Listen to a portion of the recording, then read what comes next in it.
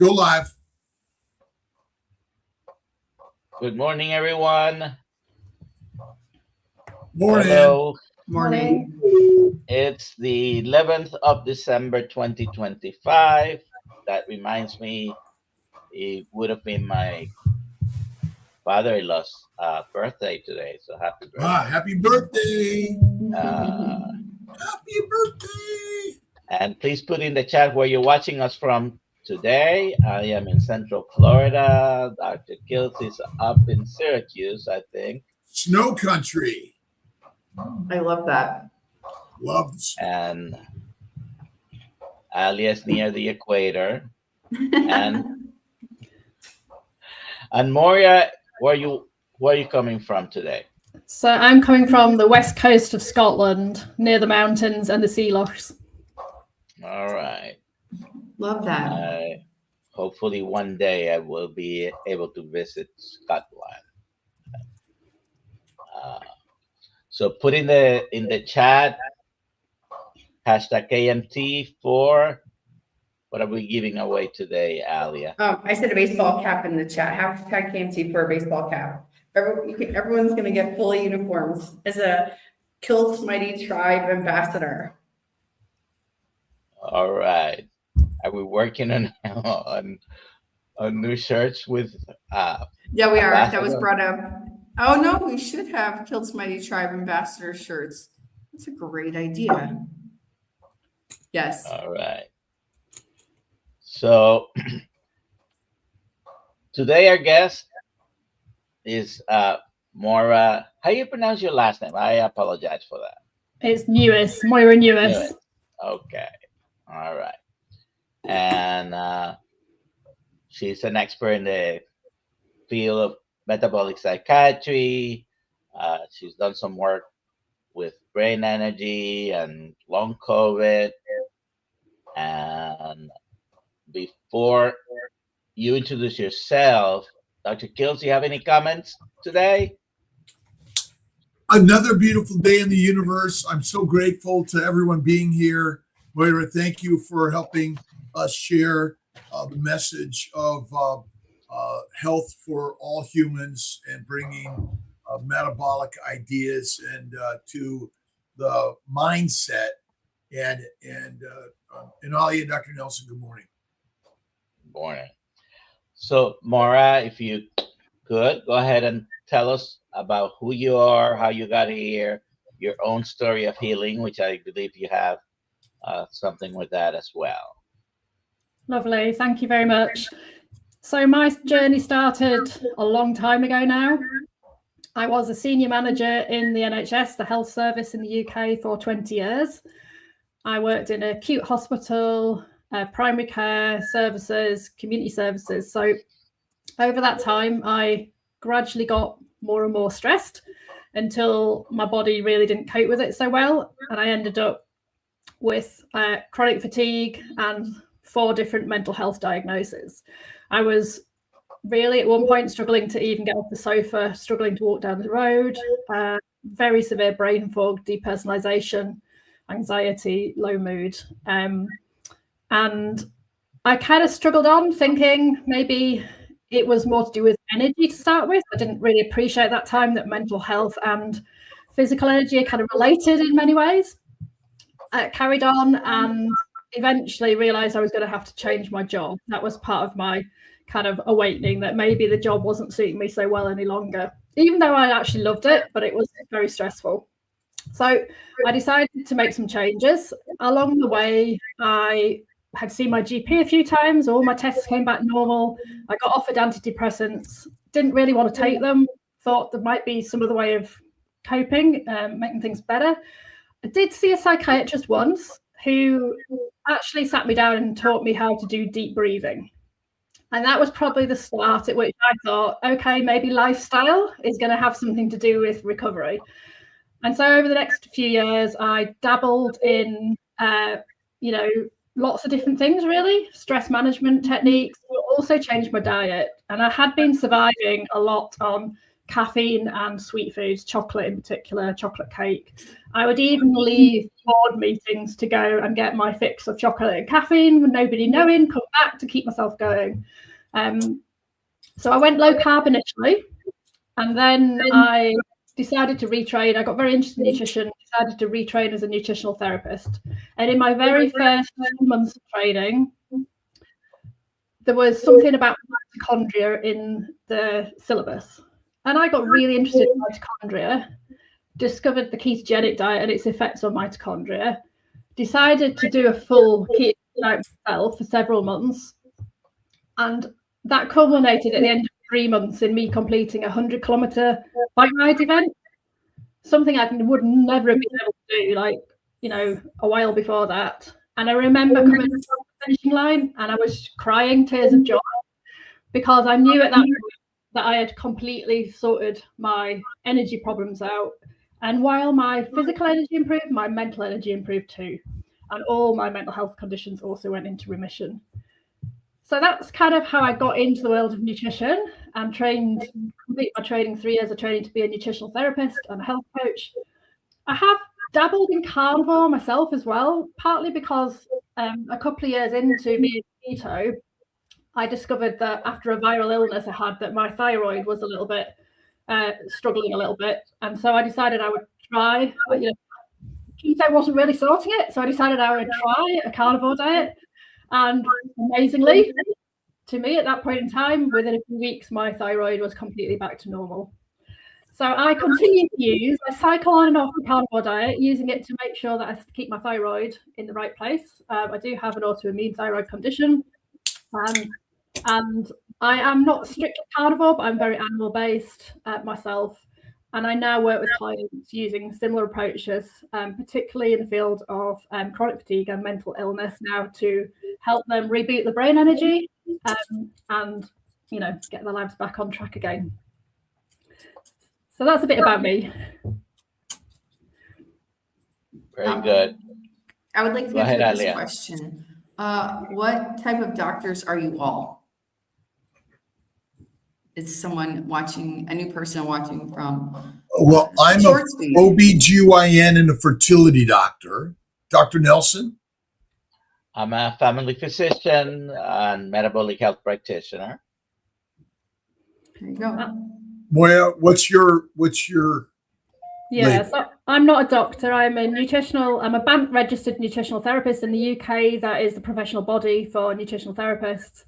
And I'm also a qualified health coach as well under the UK IHCA, which is the UK and International Health Coach Association. Alia? I am a doctor of StreamYard. It's an interesting thing where we get our labels from, and somehow we make these labels have meaning.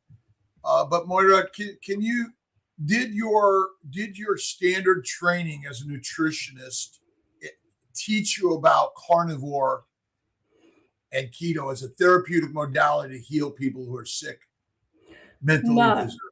No, but I can please tell you that I lectured at the national conference this year on carnivore diets to my profession. So they are now beginning to get that training coming through. And it is well accepted. In fact, the dean of the school I worked at is very proactive in looking at keto and carnivore.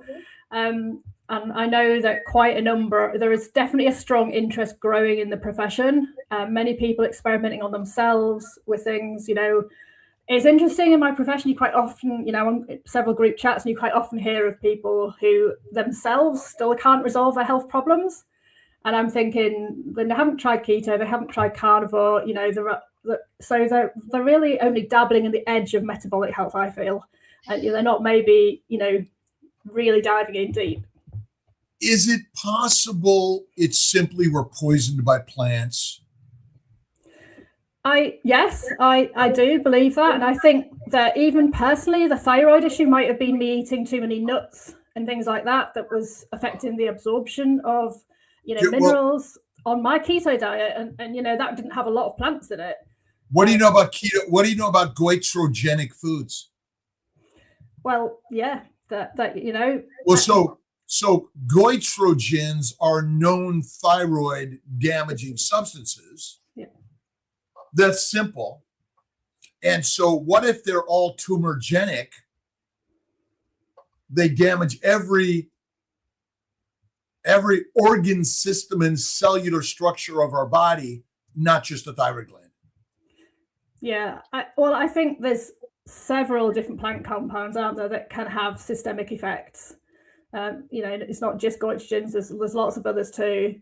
And I think that some people are just more sensitive to these effects than other people are, so whereas some people might thrive with some of those foods in the diet, other people, it just doesn't suit them, is my personal view on this.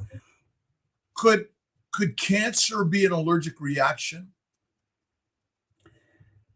Well, I do believe cancer is a lifestyle issue, and a lot of it is to do with food. So allergy. So I'm thinking of our sort of simple description of allergies.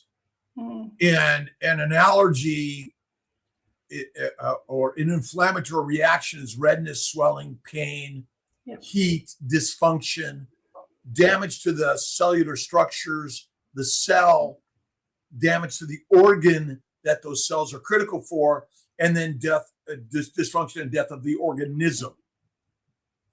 I don't know what's happening in England, but is the healthcare cost going up or down? It's going up. It's going up, and it is, it'll be the same as in the US, that we're very good at treating acute, coronary problems, but we're very poor at addressing, the root cause and prevention and reversal of chronic disease too. Yeah. And I mean, I know you had on Louise Benning recently. He's a public health collaboration ambassador in the UK.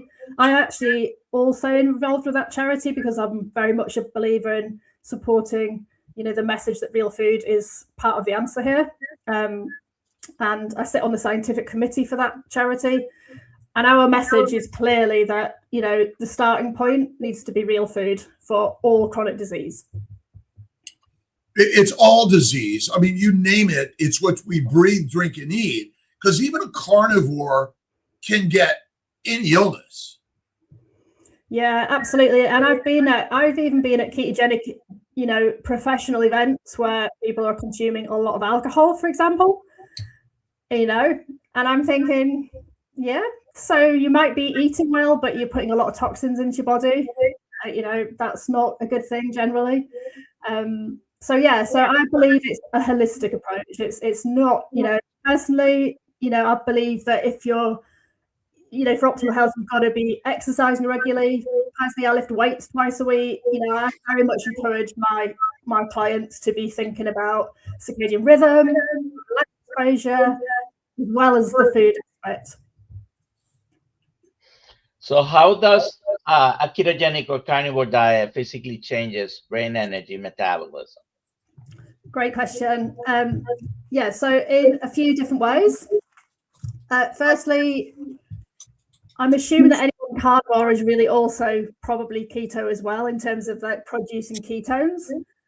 So the ketogenic effect on the body and on the cells is really at several levels. One is at the mitochondrial level.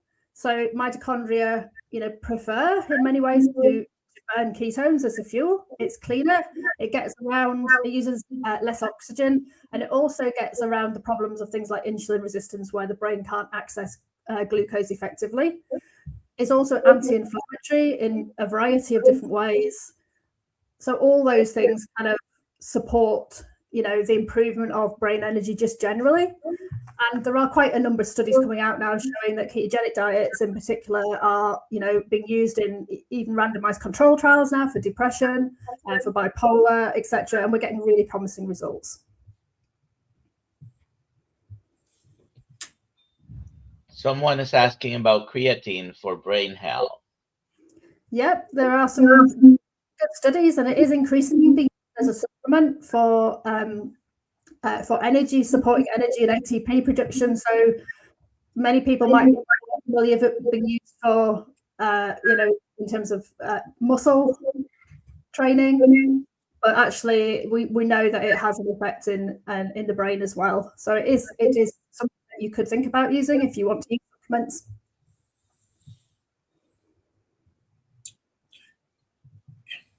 I always go back. Well, I question all of our science. I think it's massively wrong, even in the keto carnivore world. Alcohol is harmful for us. Great.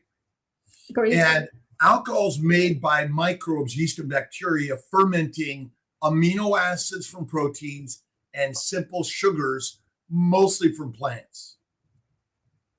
Is it possible that our simple damage is secondary to auto brewery syndrome because we're making small amounts of alcohol every day between the lips and the anus, which are damaging our brain, and it has nothing to do with ATP energy. It has to do with we're poisoned by plants and alcohol.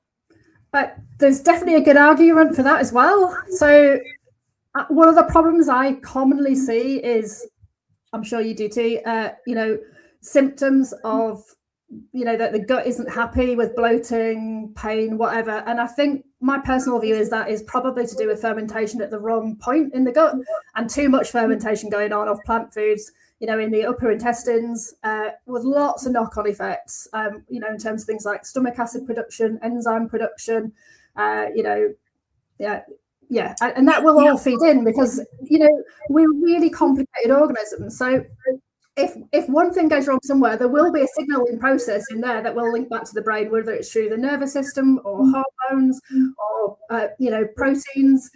It's complicated, but all those organs talk to each other. So if the gut's not happy, the brain is going to know about it quickly because there's a lot of feedback from the gut to the brain. Although, isn't it probably simpler than we say? Because science makes everything very complicated. And ultimately, are 3 meals a day from day one to day you're done, a healthy lifestyle? That is just a pattern we've got into in modern society. In fact, most people are eating more often than that, aren't they? Even waking up at night sometimes to eat and things. So, yeah, I believe, I'm a big believer in finding what suits you for your health. And that could be eating 3 times a day, but it could be eating once a day. It could be having periods of fasting that, go on for longer. Personally, I usually eat about 2 times a day. So I just find that suits me best. I do find some clients who want to do 1 meal a day struggle to eat enough sometimes. So that's sometimes a little bit of an issue, but I know it's quite popular in the carnivore world to do 1 meal a day. Yeah, I've been doing 1 meal a day forever, and going 3 days no food once a month, 5 days quarterly. Dr. Nelson did 22, and I did 15 days. Was it July or August of this year? And felt amazing. I imagine 50,000 years ago, the herd has moved on, and we've got to walk to get there and find him, right? Absolutely. And as we're walking to find the herd and capture, kill, call, whatever it is, we're eating the grass as we're going. No, I don't believe that. I believe that. My personal view is we would have mainly been eating fatty meat. That's my personal view. I do think, just like a bear will sometimes eat other things like berries, we might have eaten berries. My native blaeberries here in Scotland are quite tasty. I quite like them when they're in season. So I don't know I don't believe we probably never would have eaten that, but there is some evidence that people would have eaten nuts with it. But interestingly, the evidence of eating nuts does come with evidence of tooth decay as well. So where they found so impacts on the body. So probably from day one, when we came out of the trees, we were eating the grass eaters, but then we would eat likely some of the fruiting. I mean, a seed is still a fruit in essence in most cases. There likely was some harm, but starvation was the worst harm. Yeah, absolutely. Yeah. And just like you say, going to chase those animals who weren't, were moving on each day, we would have had to be in ketosis because we just wouldn't have had the energy to go and do that hunting. Okay, so what if glucose is a glycosylating agent and has nothing to do with energy directly? Just explain that a little bit more. Well, so we have used glucose as the primary energy source and fat as the secondary energy source. Yep. But what if fat is the only energy source? Yep.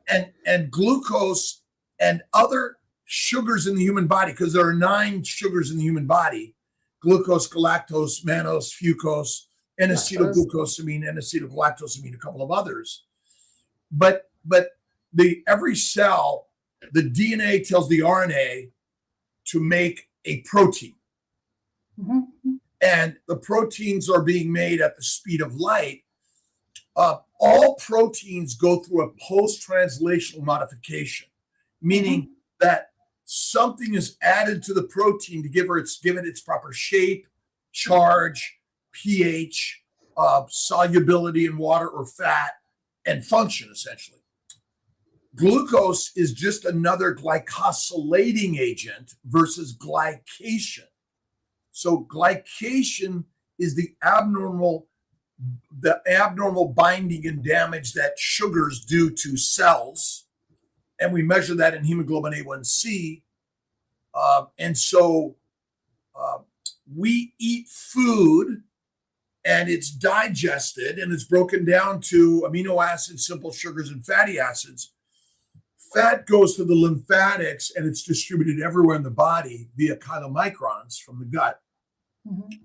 Amino acids and sugars both must go to the liver. Insulin goes up and converts both of those things in the liver to fat. Yep. Basically, it's making an adipocyte as a VLDL to ship it around the globe. Now, if you don't eat for a week and your gut is empty of all food, what's your glucose level? It's just the basic level that it requires for a very few cells in the body that have to use glucose as a fuel. But it's not used for fuel; it's used for glycosylation. Well, what about red blood cells? They don't use. They have ATP stored from the day they're made to the day they die. They don't have mitochondria. No, exactly. That's why. They don't use. So when you say used for fuel, they don't have mitochondria. They can't make ATP because basically a red cell is a structural component that over time diminishes in function. It's cleaned up by the spleen. So why do I love that, and I will look into that. It's fascinating. So why do you think that if you think that there are cells that don't need glucose, okay, why do you think that the liver appears to make glucose as, to retain this basal glucose level? Because the liver also makes amino acids and proteins. Yep. It makes, but it also, what's the most important thing the liver makes? What's the number one liver disease? What's the number one liver disease? Oh, yeah. Well, fat. Yeah. Fatty liver. Yeah. So what's the number one function of the liver to make? Yeah. Yeah, absolutely. Now, here it's simple. What's the standard diet for all of us humans? Fruit, fiber, vegetables, seeds, nuts, salad, chicken, fish, turkey, lean meat. What's our diet missing? Fat. Now, bears become hyperphagic in the spring, late the summer and fall. Why do they get hyperphagic and must get fat? Because they will not survive without fat. If there's a famine and you're not fat, how long do you survive? But I think that's probably the same in humans, that we would have had to fatten up for winter because we would have had to survive for at 100%, least 100%. 9 months, maybe 9 months even, with only fat. Well, 100%. And so the process of getting fat is not pathologic, it's physiologic, it's normal. Yeah. Insulin's not defective. Insulin's job is to convert amino acids and sugars to fat. Now, when we say glucose is your first energy, in general, we're telling people to get your glucose down, right? Absolutely. I mean, I don't believe it's the first energy source. I think ketones are the preferred energy source in the body. Well, ketones are beta-hydroxybutyrate, acetoacetate, acetone, which all come from acetyl-CoA, which comes from fat.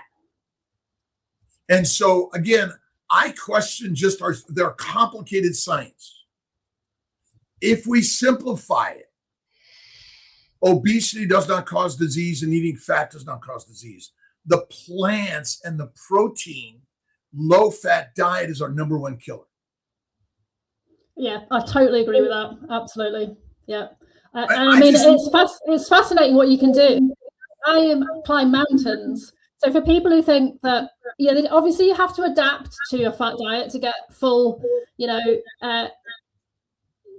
performance, I believe. I don't think if you went out, if you were eating a high carb diet, right, and tomorrow you tried to climb a mountain, you might struggle. Your energy levels are not going to be as ideal because you're just not, the body's not quite converted its metabolism.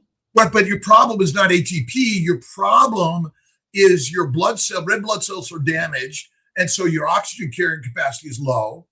And your muscle, you have to train to strengthen and build your oxygen carrying capacity. And so the other problem is withdrawal. So how many people are addicted to coffee and tea and alcohol?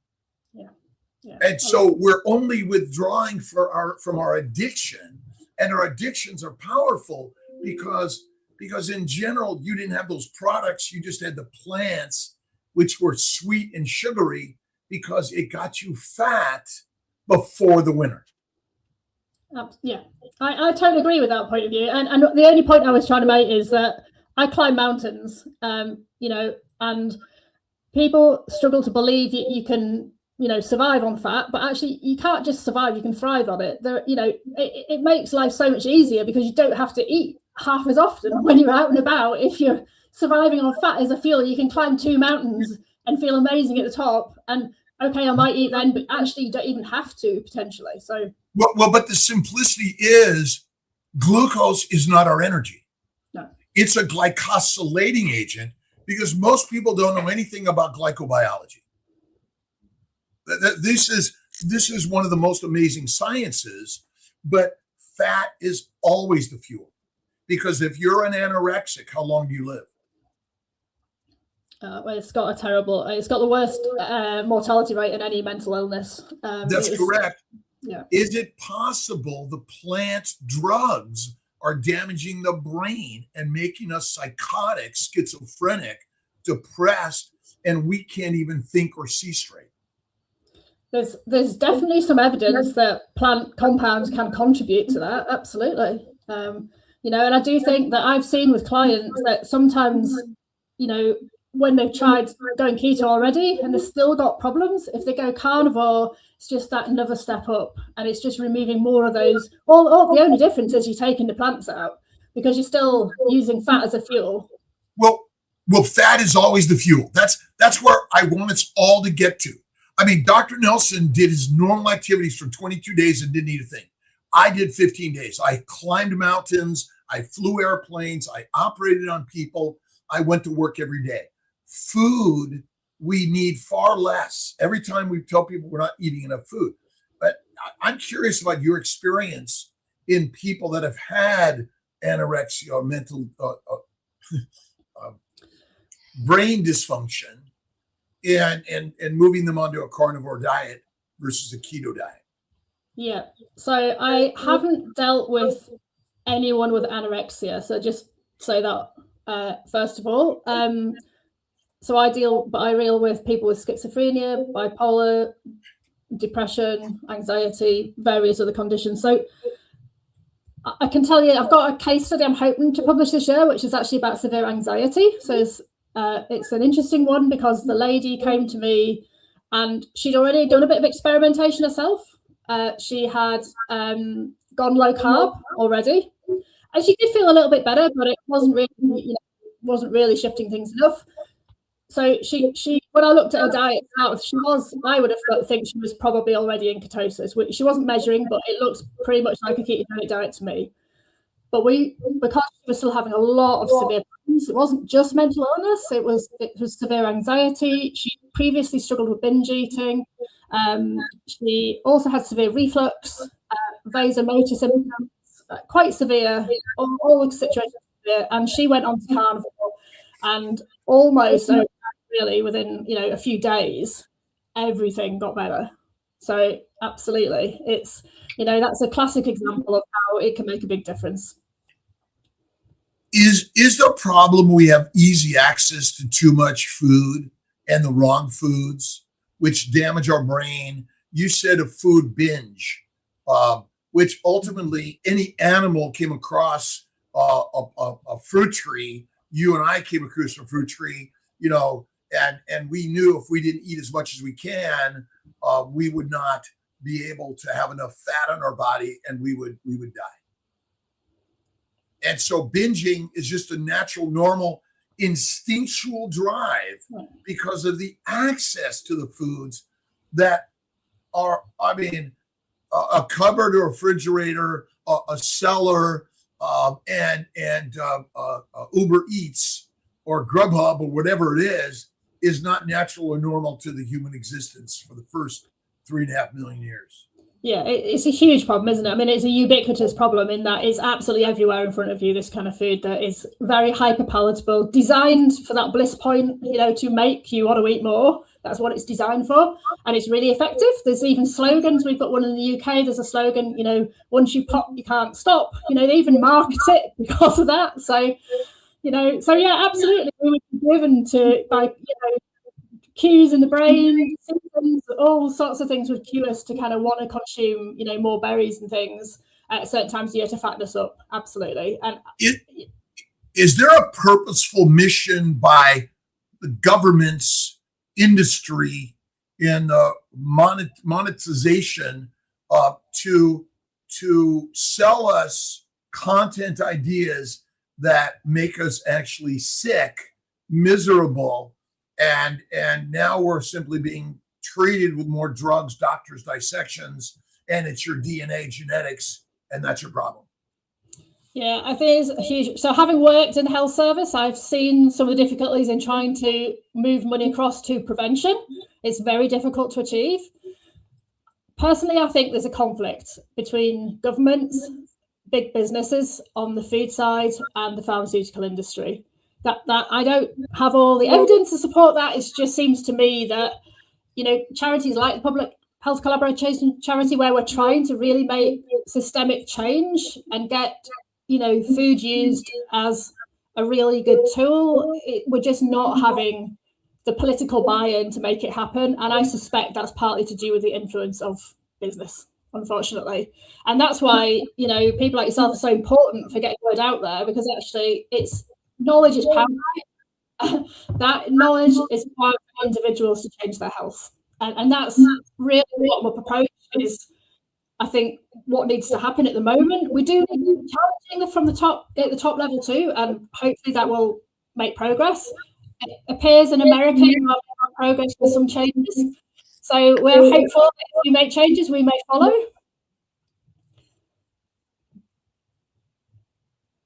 What can we do to make the changes to ourselves personally, our family, friends, or colleagues, and the community at large around the globe?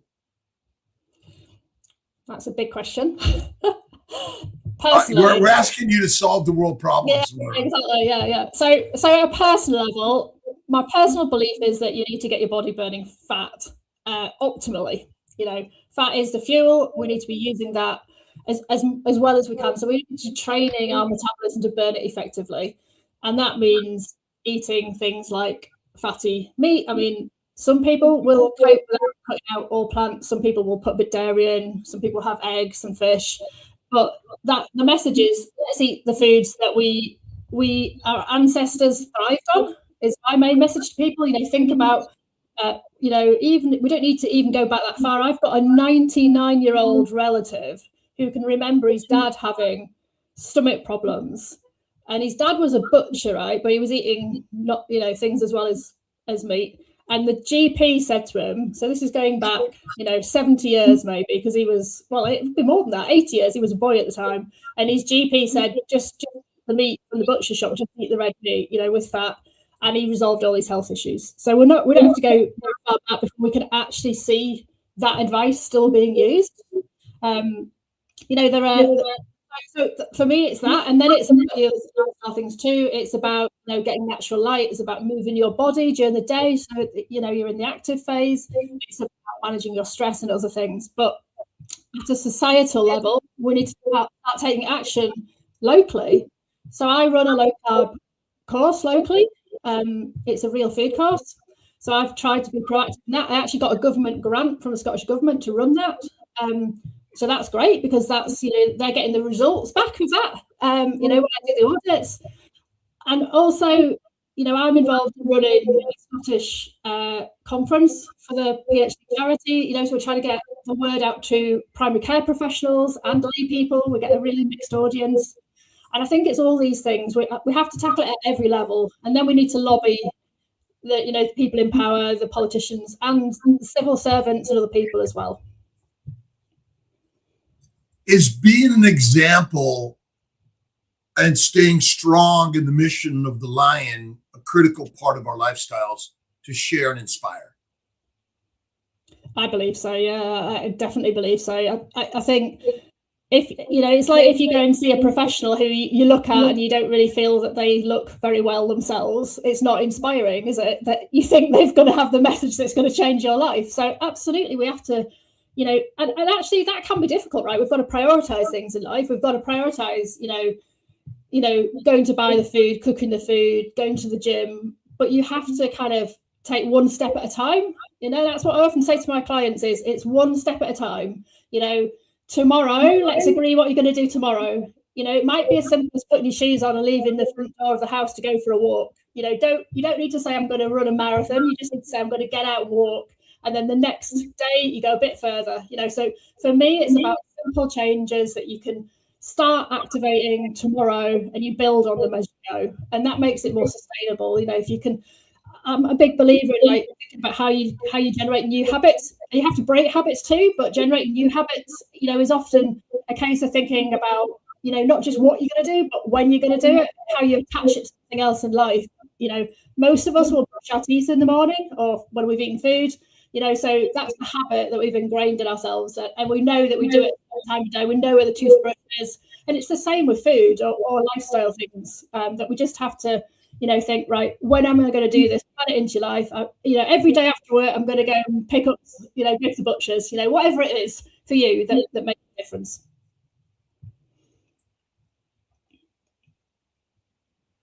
We have a question here. What happens if you are under eating a little bit with carnivore?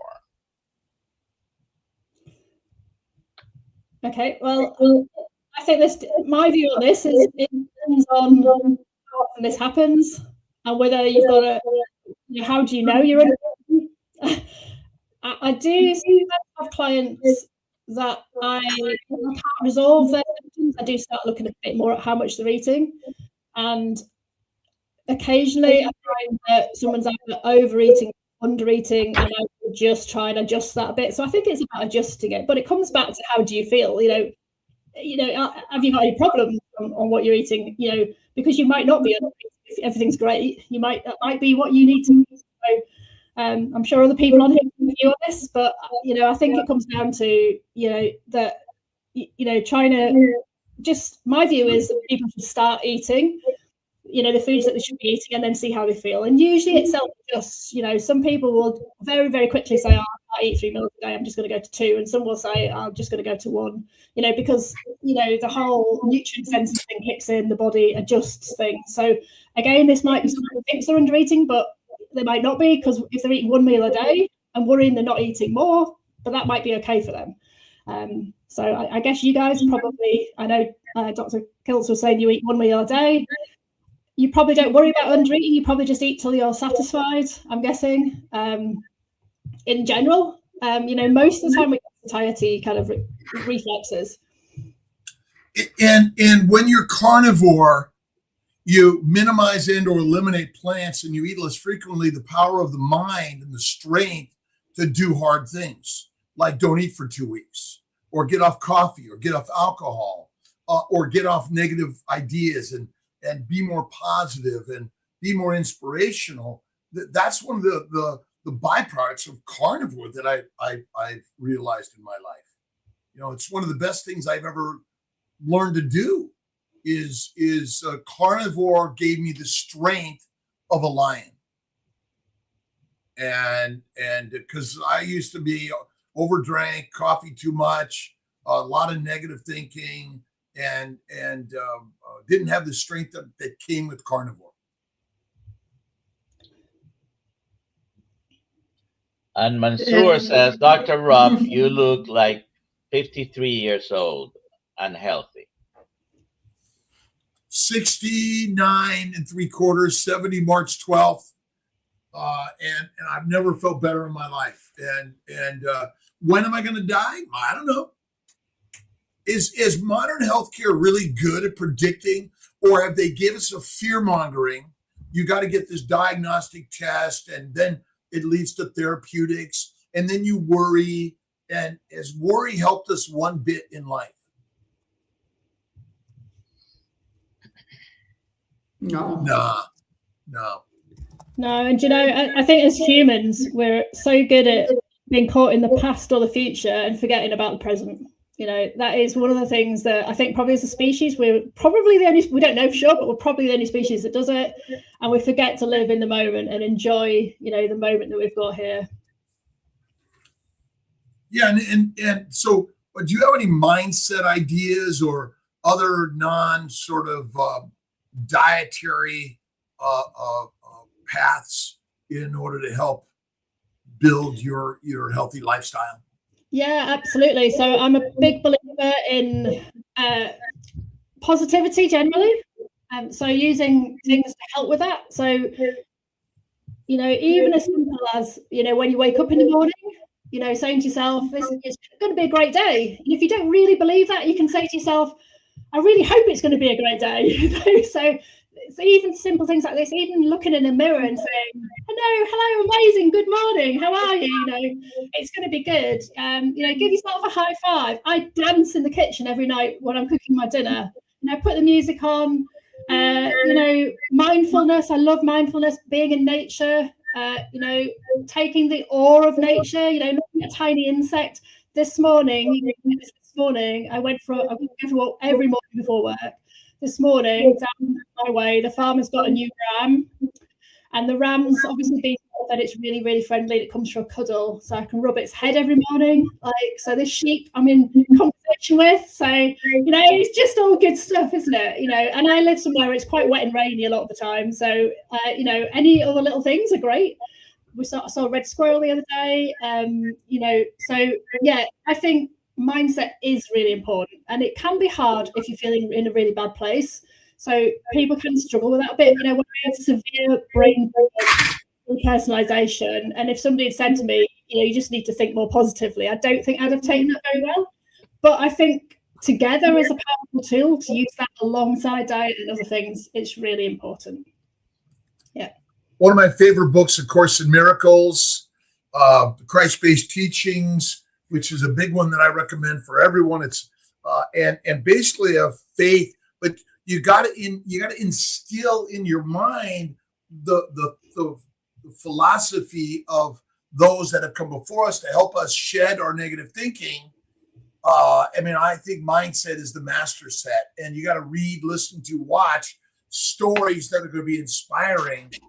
And the Gospels of all religions and the place of churches for so many people can be a link and inspiration, but you got to get really down into the words and ideas of why it's so important for all of us.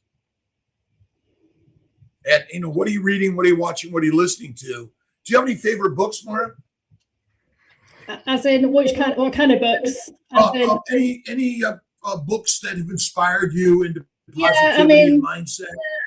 I've got loads. Let me have a look, see what I've got. Actually, this is quite an interesting one.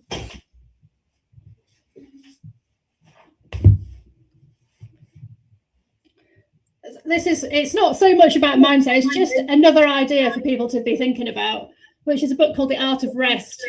How do you relax and, let your brain chill out? And some of the things are really, really simple, like having a warm bath, so simple things. again, she talks about being in nature and things like that. There's some interesting studies done that even, in care homes, people using virtual reality to get closer to nature has a positive effect on mental health. So it's amazing really that, the blue, the green space, all these things, also social support, having fun with people, having a laugh, playing games. I have a relative who is in his 90s, a different relative, who has always hidden behind the sofa to pounce on the grandchildren, and, he just has fun. He's not forgotten the art of play and, the joy of just being a child. And, and I like to bring that back in, dancing and things like that. Yeah, we need to get back to our childhood and childlike nature, because we are children of God. And that's where there's such a playful nature, games and celebrations and parties. And as a carnivore, you can enjoy the connection of the people and maybe eat an oopsie cake or a little bit of Kiltz ice cream with just the cream, the eggs, and the joy of a cold treat can be really helpful. Dr. Kiltz, the book about glycocalyx is the one that this is referring to. Well, here's the Course in Miracles. Here's the Christ-Based Teachings, and a couple of books. They were asking about the glycobiology book you held up. Yep. I get to show them all. What's the title of that one? The one is what is this one? On your right hand. Essentials of glycobiology. And basically the glycocalyx is like the plants all around the earth. No plants, no life. There's sugars that bind every membrane of our body that create the environment for all life. Without sugars on every cell of our body, our red blood cells, our blood type is not determined by a protein, but determined by a sugar. Our HLA antigen is not determined by a protein, it's determined by a sugar. The glycocalyx is the barcode, it's the transmitter and receiver. It creates the mucopolysaccharide layer. Heparin sulfate, chondroitin sulfate are all sugars. And sugars are critical for the function of the human body. And adipocytes contain sugars. Muscle cells contain sugars, but they also contain fats and proteins and minerals and vitamins. When you eat meat, you eat sugar all day long. The difference is plants contain a cell wall, which is a very, very tight structure of sugars that form the starches. And the shell of a lobster is made of what? Sugar. And so we've misrepresented sugar's function in the sciences, unfortunately. And as the glycocalyx is damaged, cellular function is damaged, the membrane function is damaged. This is where all damage is these. So imagine with all the plants in your environment gone. The winds and the water will erode the soils, but the root systems have and the plant structures above the ground are holding the soil, plus they're communicating with other organisms and plants. The same thing's happening with the glycocalyx. It's communicating with all structures of the body and all other cells, including foreign cells. Was that a simple answer? But if you read my Kiltz Keto Carnivore book, we also talk about the glycocalyx in there. And it's fair to say, isn't it, the disruption of the glycocalyx is implicated in loads of different health conditions. I would say every disease is actually a disruption of the glycocalyx, which disrupts the function of a protein. Yeah. But the protein is functional because of methylation, hydroxylation, glycosylation, and many other post-translational modifications that happen at the speed of light. And so, again, the liver, when the insulin resistance is actually liver damage. As the liver function drops, glucose levels rise. And when glucose levels rise, what else rises? Insulin.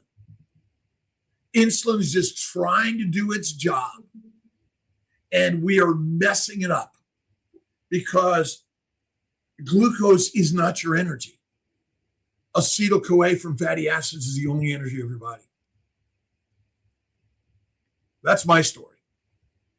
That I'll bet $1 billion our complicated metabolism is a scientist theoretically describing something so they can get a PhD and potentially a Nobel Peace Prize and get a raise in their salary.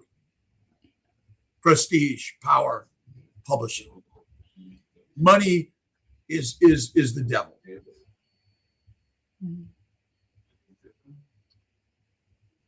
Next question.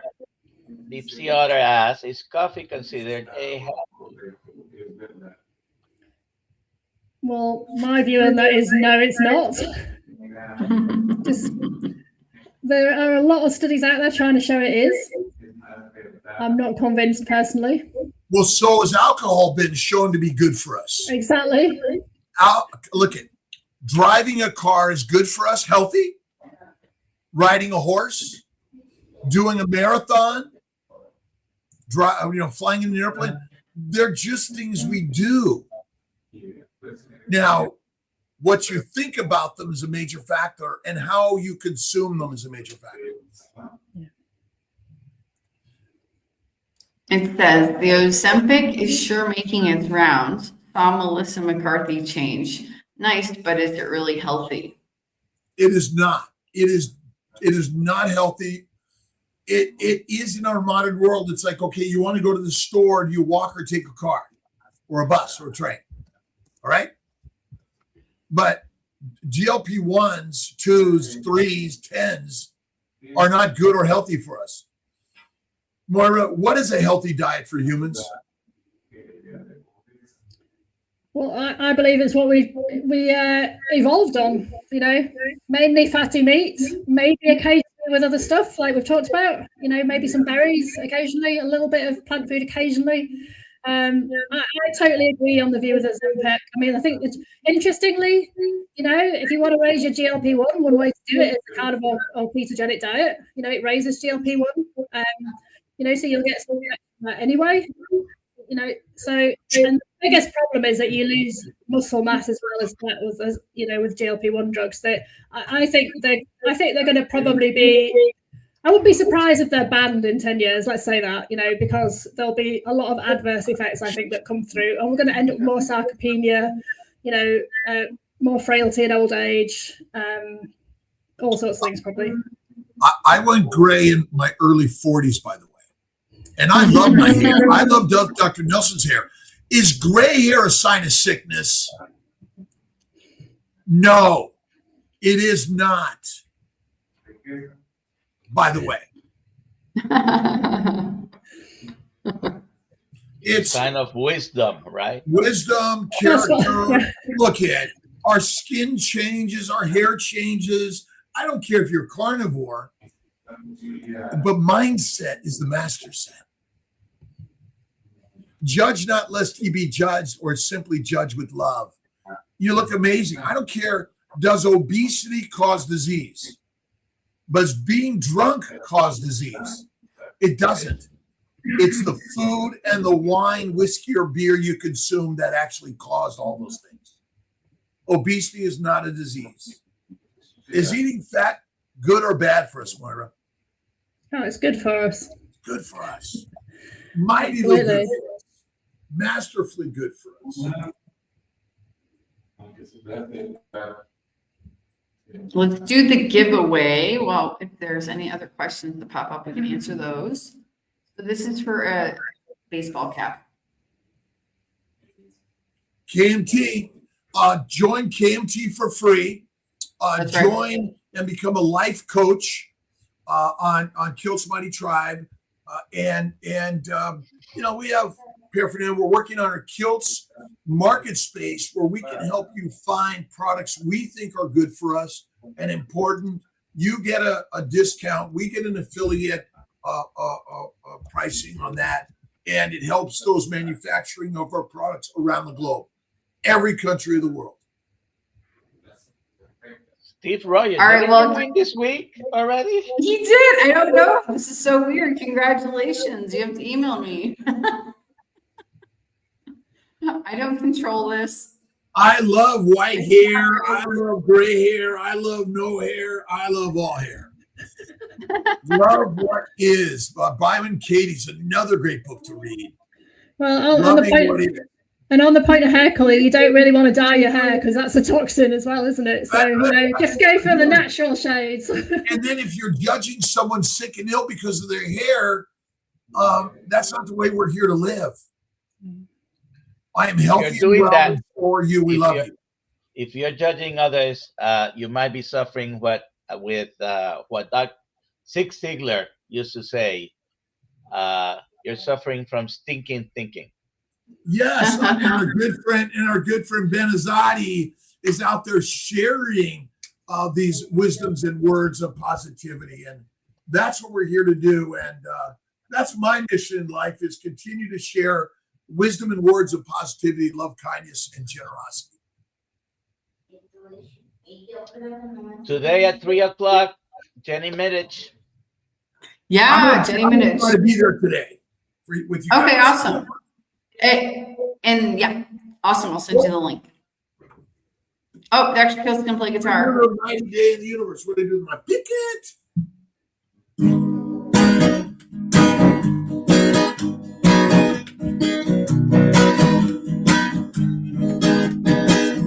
Only one thing to me is a carnivore. I see life is good and great. It be. Chat with Moira, Nelson, and Alia. It be. And join Kylie. Kiltz's Mighty Tribe. Always see.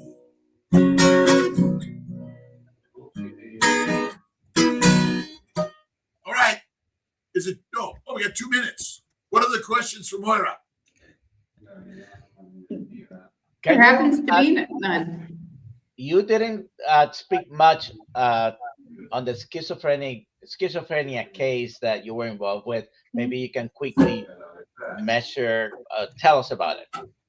Yeah, I published that case study because I felt it was an important message of hope for people, because this was a gentleman who had actually been homeless and he'd been sectioned in hospital several times. He had discovered the ketogenic diet a few years before in a self-help book, not in a diet book. It was it was an extra strategy in this book.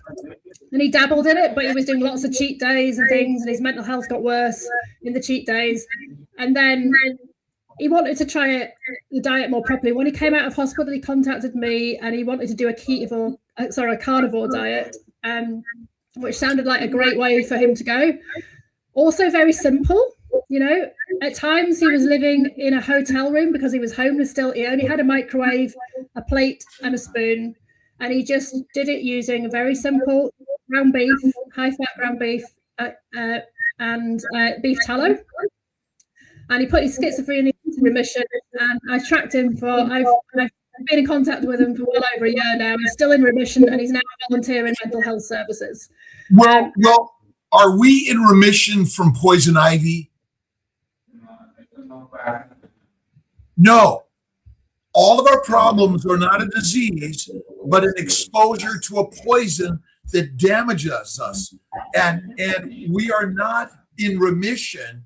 We are simply healed and not poisoned any longer. I'm throwing that out there as it's simplicity.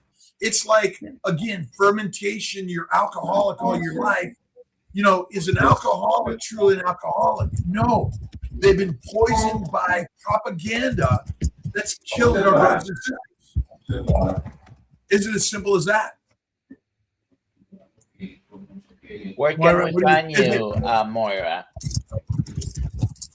Sorry, say that again. Where can we find you? Yeah, so it's Moira Newiss. I am the only Moira Newiss in the world, so that's quite lucky for me. So you can find me easily using my name on Instagram, on Twitter, Facebook, and also my website is my name, so it's www.moiranewis.co.uk. I've got some resources on there that people might like to take a look at. And yeah, I welcome anyone to come follow me or ask any questions. Thank you for when are we being going to do here. a carnivore conversation? Oh, yeah. Most likely in March. Okay, let's get them all scheduled. These are very important. What Moira's sharing is I was in New York City, and there are plenty of homeless people, and ultimately, I was talking to a friend whose mother was an alcoholic, a drug addict, and father, and all these problems we're all having in the world. It is not it's not your fault ultimately, but you have the power to change it. And our job is to share carnivore concepts around the globe that we can help our brothers and sisters. And what you're doing is magical and masterful, and keep doing it. Let's keep growing and helping our brothers and sisters, ambassadors around the world. That's what we're all here to be, is ambassadors of why carnivore is like amazing, right? Amazing. We have one last question, and I brought it up. I asked them to email me so I could give them the information of what's happening. Okay. Yeah. Duncan says, hi from Scotland. Great to see people like Moira here. Oh, it's been great conversation. You know, I like being challenged as well. It's good. You know, I always learn new things. So that's the whole point of things like this, is that we all learn and, you know, increase our own personal knowledge. Awesome. All right, everybody. See you at 3 p.m. Dr. Nelson, Dr. Kiltz, live with Jenny Middich. All right.